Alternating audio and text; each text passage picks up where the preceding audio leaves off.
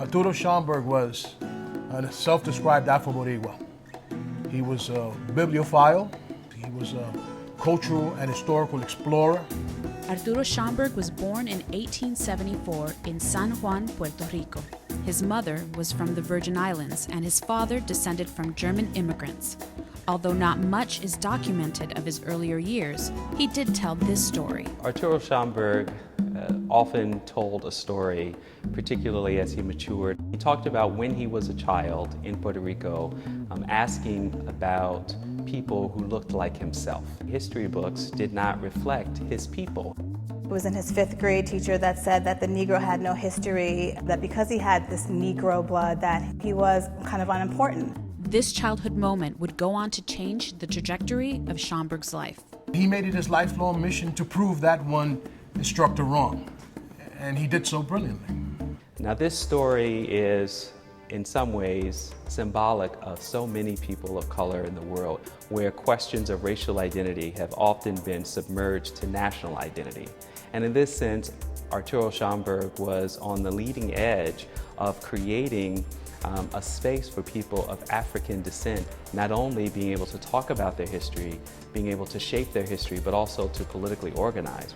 Arturo Schomburg would go on to dedicate his life to finding and archiving African books and art from around the world, collecting the history he was told did not exist.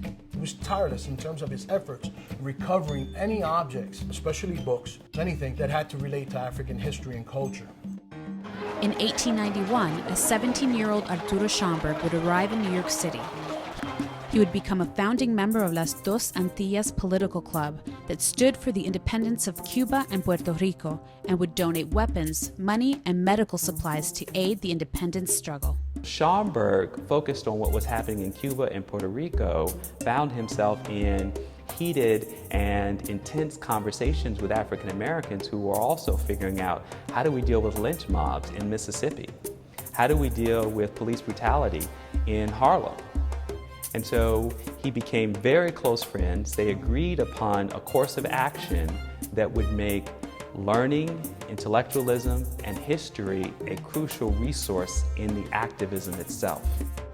And his collection played a large part in his endeavor. Schomburg would store his books and artwork in his Brooklyn home, which over time became a library and a significant source for intellectuals and activists of the day.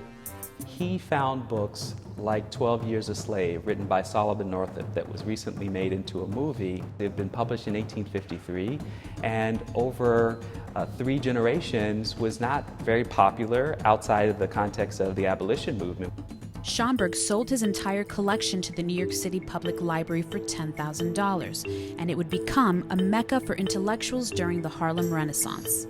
One of the things that was extremely important to Schomburg was to keep that collection in Harlem. There were other people who were interested in his collection and wanted to keep it as a private collection.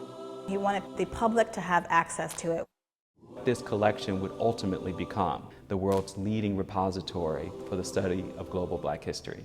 The legacy that Arturo Schomburg leaves behind is letting the world know that there are people all over that have African heritage who have contributed to all things possible in this world. His love for Puerto Rico and respect for Puerto Rico's birthplace never died. I think if he were here, I think he would send a similar message to the young Puerto Ricans, which is, we all have a contribution to make. Even if people tell us that we can't go there or we're not able to do that, the legacy of Arturo Schomburg says, oh yes, yes you can.